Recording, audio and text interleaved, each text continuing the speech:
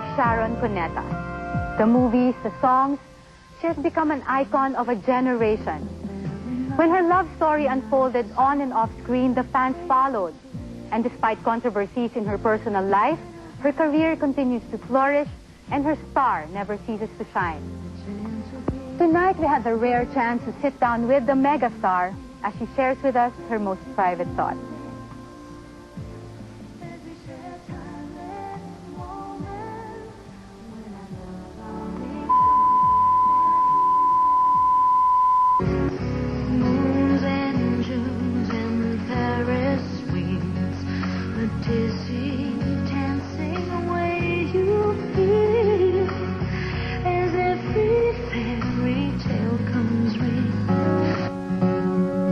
About love? It's the most complicated thing in the world.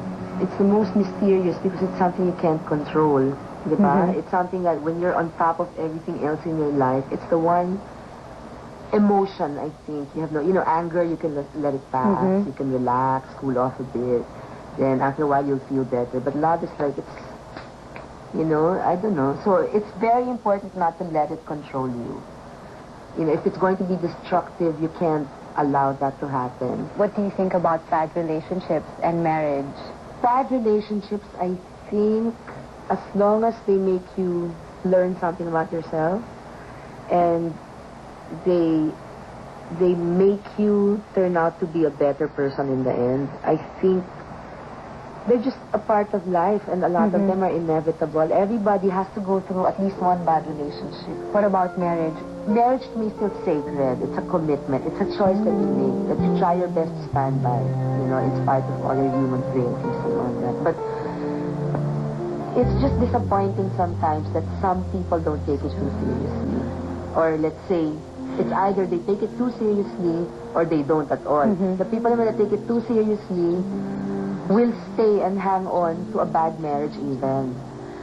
When life is too short and they have, you have to live. If it's not for you, don't push it, So it's sacred. It's a wonderful thing. It still is. But you have to have the same attitude as the person you're marrying. Otherwise, how's it gonna work, What was it that convinced you to remarry? I wanted to start a family. I wanted the security of a marriage, security in terms of a companion that I really could get along with and talk to and enjoy my life with and grow old and gray with. Because, in the end, you don't really look to whatever fame you've experienced or the fortune that you've gathered. You don't really look to that. In the end, you look for your kids and the person that you love that hopefully will still be feeling the same way towards you when you're older.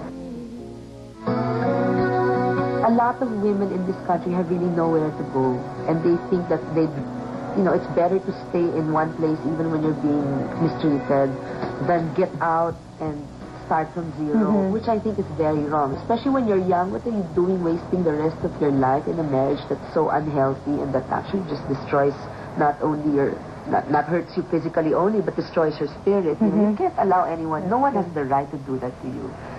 So battered women should find a certain strength within them that they never thought they had and just get out. There's always hope. And then know what to watch out for next time so they don't end up with the same kind of person.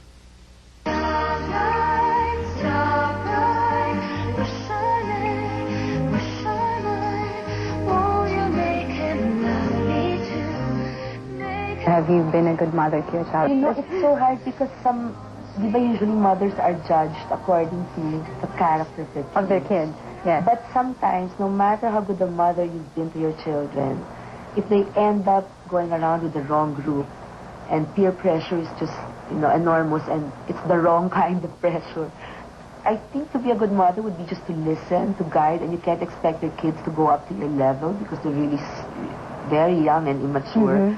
Since you've been through that, you have to stoop down and try to reach where they are. If your daughter had to go through the same experience that you went through, what advice would you give her? If my daughter, let's say, gets married someday and finds after a while that she ended up with the wrong person, it's not that I'm going to say, I leave him. No, but whatever my daughter decides to do, I will always stand by my daughter. I'm the only one she's got.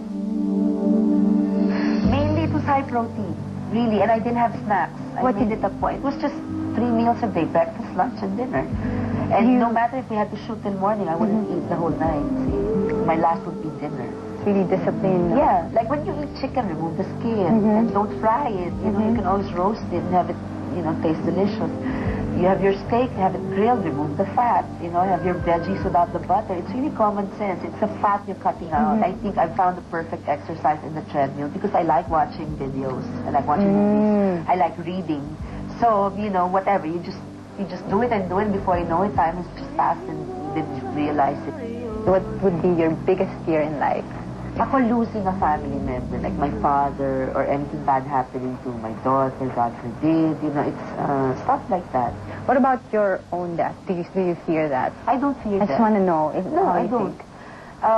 Every day I ask for forgiveness because I never know if my car is going to get into an accident. If I'm, you know, you never know when you're going. So I just want to be prepared. And I don't strive to be perfect because what I hate are people who are so self-righteous. Yes. That really turns me off because no one's perfect. No one really is. We all have our sins. We all have our hidden, you know. But what matters is what's between you and your Creator.